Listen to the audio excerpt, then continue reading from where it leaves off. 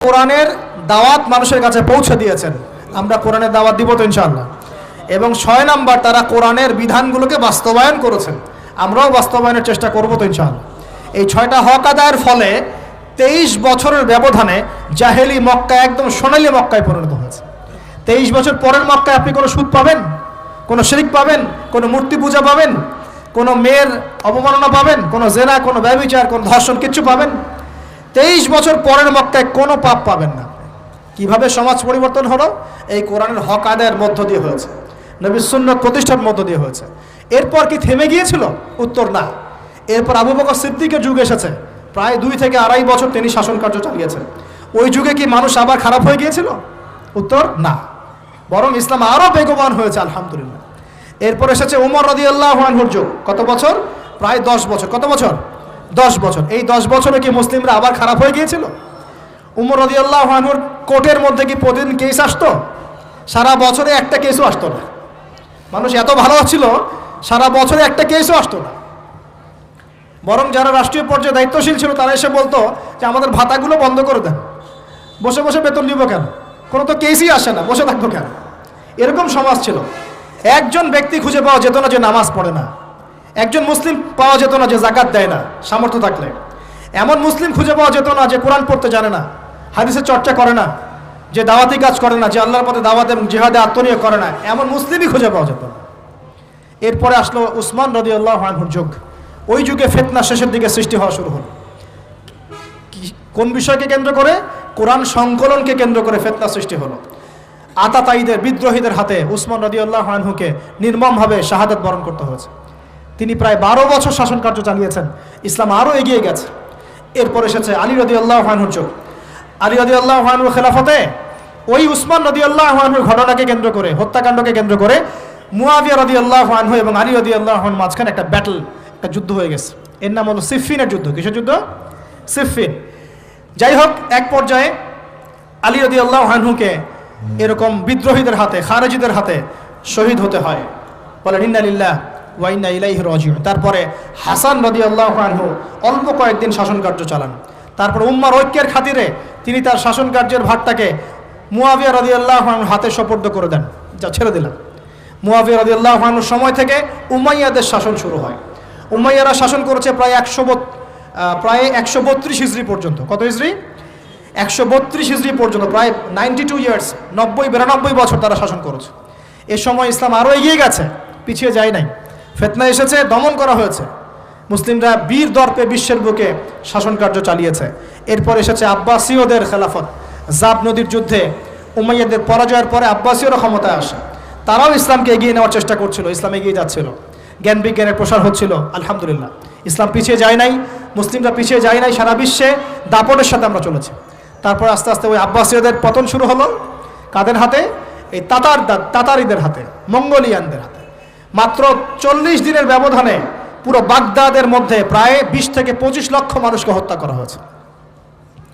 বাইতুল হিকমা ধ্বংস করে দেওয়া হয়েছে, লাইব্রেরি ধ্বংস করে দেওয়া হয়েছে, বইপত্রকে নদীতে ফেলে দেওয়া হয়েছে। তারা ছিল উগ্র জাতি। মঙ্গোলিয়ানদের নাম শোনেন নাই? হালাকু খান নাম শুনেছেন? চেঙ্গিস খান, হালাকু খান নাম শোনেন নাই? ওদের হাতে মুসলিমদের ব্যাপক দমন পীড়ন সহ্য করতে হয়েছে। এভাবে যুগে যুগে তারপর ক্রুসেডাররা আসছে। ক্রুসেড 1টা 2টা 3টা ক্রুসেড হচ্ছে। আস্তে আস্তে উসমানীয়দের রাইজিং হয়েছে, ফাতেমি খেলাফত এসেছে, মামলুকদের শাসন এসেছে, এদিকে মোগলরা শাসন করেছে, কর্ডোভার দিকে আব্দুর রহমান তারা শাসন করেছে। মানে এক কথায় সারা বিশ্বে মুসলিম শাসন ছিল।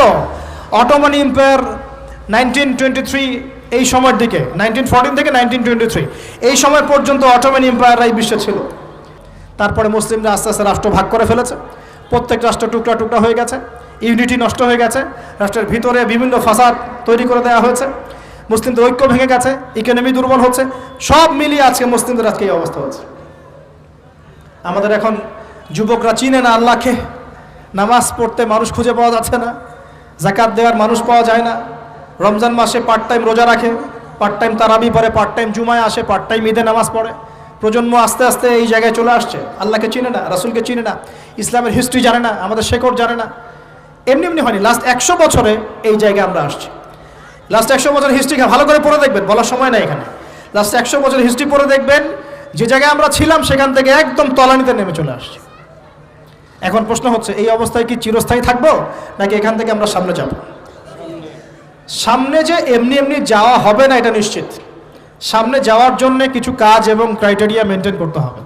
আমরা জানি এরপরে আসবে ইমামুল মাহদির শাসন, তারপরে আসবে নবী ঈসা আলাইহিস সালামের শাসন, তারপরে দাজ্জালকে মেরে ফেলা হবে। আর দাজ্জালকে মেরে ফেলার আগে দাজ্জাল তার অনুসারীদেরকে নিয়ে বিশ্ব শাসন করবে 40 বছর। 40 বছর না, 40 দিন। 40 দিন। প্রথম দিন হবে 1 বছরের সমান, দ্বিতীয় দিন হচ্ছে 1 মাস, তৃতীয় দিন 1 সপ্তাহের সমান। তারপরের দিনগুলো আমাদের দিনের মতোই। এরপর ঈসা আলাইহিস সালামের আগমনের মধ্য দিয়ে তার ধ্বংস হবে। এরপর ইয়াজুজ আর মাজুজ বের হবে। ইয়াজুজ আর মাজুজ খুব হিংস্র হবে, তাদেরকে হত্যা করার ক্ষমতা মুসলিমদের থাকবে না। মুসলিমরা তুর পাহাড়ে আশ্রয় নেবে। আল্লাহ পাকের গজবে তাদের ঘাড়ের মধ্যে একটা ভাইরাস জন্ম নেবে, এতে তারা মারা যাবে।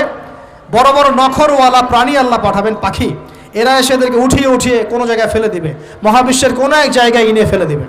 তারপর আল্লাহ পাক বৃষ্টি বর্ষণ করবেন, প্রচুর বৃষ্টি বর্ষিত হবে এবং বিশ্বের এই জমিনটা উর্বর হবে। তখন একটা ডালিম দেখেছেন ডালিম? একটা ডালিম একটা পরিবার খাবে। একটা ডালিমের খোসার মধ্যে একটা পরিবার আশ্রয় নিতে পারবে, এত বড় বড় ফসল হবে। 40 বছর ঈসা আলাইহিস সালাম এই বিশ্বকে শাসন করবেন ন্যায়ের ভিত্তিতে, আদালতের ভিত্তিতে। ঘাটে মহিষে 1 ঘাটে পানি খাবে, বাঘে মহিষে 1 ঘাটে পানি খাবে, কেউ কার উপর জুলুম করবে না। এরপর তার বিয়ে শাদী হবে, সন্তান হবে এবং তার ইন্তেকালও হবে স্বাভাবিকভাবে, এবং তাকে দাফন করা হবে নবী মুহাম্মদ সাল্লাল্লাহু আলাইহি ওয়াসাল্লামের কবরের পাশে, রওজার পাশে। এরপরে মানুষ আবার খারাপ হওয়া শুরু করবে, এতটা খারাপ হবে যে মানুষ রাস্তার মোড়ে মোড়ে জেনা ব্যভিচারে লিপ্ত হবে, কুকুর শিয়ালের মতো। এই অবস্থায় পশ্চিম দিক থেকে সূর্য উঠবে এবং ব্যবসায়ী ব্যবসা করতে বসেছে, কাপড় খুলেছে, এই কাপড় গুটিয়ে নেওয়ার আগে কিয়ামত হয়ে যাবে। একজন ব্যক্তি পানির বোতল খুলেছে, পানি মুখে দেওয়ার আগেই কিয়ামত হয়ে যাবে। একজন ব্যক্তি বাসা থেকে বের হয়েছে, বাসায় ফেরত যাওয়ার আগে কিয়ামত হয়ে যাবে। উঠকে পানি পান করানোর আগে কিয়ামত হয়ে যাবে। ওই সময় তওবার দরজা বন্ধ হয়ে যাবে।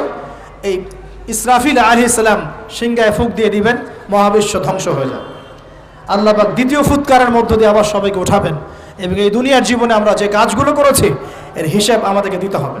সেদিন যদি আমরা আল্লাহর কাছে প্রত্যেকটা কাজের হিসাব দিতে পারি, কোরআন সুন্নাহর উপর থাকতে পারি, আল্লাহর বিধিবিধান মেনে চলতে পারি, এই কারাগারের জীবনে আল্লাহর বিধান মেনে চলতে পারি, ইনশাআল্লাহ যেই জান্নাত থেকে আসছি আবার সেখানে ফিরে যাবো ইনশাআল্লাহ।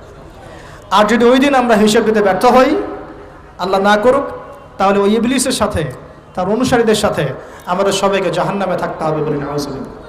এভাবে হিস্ট্রি শুরু হয়েছে, হিস্ট্রি শেষ হবে।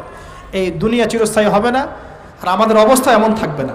এখন শেষ কথা হচ্ছে, এই অবস্থা থেকে উত্তরণের জন্য আমাদের কি করণীয় আছে? উত্তর, আমাদের প্রথম দরকার জ্ঞান চর্চা। কি দরকার ভাই? জ্ঞান চর্চা, প্রচুর জ্ঞান চর্চা প্রয়োজন। জ্ঞান নাই কিছুই করতে পারবো না। দ্বিতীয় কাজ হলো আমাদের সবার দরকার জানা অনুযায়ী আমল করা। জানা অনুযায়ী আমল করা, যে যত বেশি জানি আমল করার চেষ্টা করি, আল্লাহ পাক তৌফিক দান করুন। এরপর দরকার আদর্শ পরিবার গড়ে তোলা। পারিবারিক আদর্শ সুন্দর হলে পরে সমাজটা সুন্দর হবে ইনশাআল্লাহ। আল্লাহ পাক আমাদের সবাইকে আদর্শ পরিবার গড়ার তৌফিক দান করুন। দিনদার মেয়েকে বিয়ে করবেন, দিনদার ছেলেকে বিয়ে করবেন, অল্পে তুষ্ট থাকবেন, পরিবারের বিষয়ে সবর করবেন এবং সন্তান সন্ততিদেরকে মানুষ করে যাওয়ার চেষ্টা করবেন। এরপর দরকার আমাদের হালাল রিজিক। সবাই যদি হালাল রিজিকে সন্তুষ্ট থাকি, সমাজের মধ্য থেকে অন্যায় এমনি অটোমেটিক কমে যাবে ইনশাআল্লাহ। প্রত্যেকটা কাজ করার আগে চিন্তা করব কিভাবে করলে হালাল হবে, কিভাবে করলে হারাম হবে। এরপর দরকার নবী সাল্লাল্লাহু আলাইহি ওয়াসাল্লামের সুন্নাহ মাফিক জীবন গড়া। 24 ঘন্টার দিন রাতে যে কাজগুলো আছে, এই কাজগুলোকে নবীর সুন্নত অনুযায়ী করার চেষ্টা করব। আল্লাহ পাক তৌফিক দান করুন বলি আমি। আরও দরকার আমর বিল মারুফের কাজ করা, মানে সৎ কাজে আদেশ করা। আমাদের সবাইকেই দাওয়াতি কাজ করতে হবে। একজন দুজন করবে, বাকিরা করবে না এমন নয়, সবাইকেই পার্ট টাইম হলেও দাওয়াতি কাজ করতে হবে। নামাজ আপনি পড়ছেন, নামাজের দাওয়াত দেন। আপনি জাকাত দিচ্ছেন, জাকাতের দাওয়াত দেন। আপনি রমজান মাসে রোজা রাখছেন, অন্য ভাইকেও রোজা রাখতে উৎসাহিত করেন। আপনি সুদ খাচ্ছেন না, অন্য ভাইকেও নিষেধ করেন, ভাই আপনিও খায়েন না। আমি যা করি সেটা আপনি অবশ্যই প্রচার করবেন, আপনি যা করেন সেটা আপনি প্রচার করবেন, যা করেন না সেটা বলতে যাওয়ার দরকার নেই। তবে হ্যাঁ, আমলের কথা আপনি বলতেই পারেন। যদি আপনি তাহাজ্জুদ নিয়মিত পড়তে নাও পারেন, মানুষকে আপনি বলতে পারবেন তাহাজ্জুদ নামাজ পড়েন, তাহাজ্জুদ নামাজ পড়া ভালো। ইনশাআল্লাহ আস্তে আস্তে আপনি নিজেও আমল করার চেষ্টা করবেন। আল্লাহ পাক তৌফিক দান করুন। আমর বিল মারুফ, সৎ কাজে আদেশ করতে হবে। আরেকটা হচ্ছে অসৎ কাজে নিষেধ করতে হবে। সৎ কাজে শুধু আদেশ করলেই হয় না, অসৎ কাজেও কি করতে হয়? নিষেধ করতে হয়। মনে রাখবেন, শুধু সৎ কাজে আদেশ করলেই জীবনেও কোনোদিন আপনার উপর কোনো বালা মুসিবত, বিপদ আপদ, গালি তহমত আসবে না।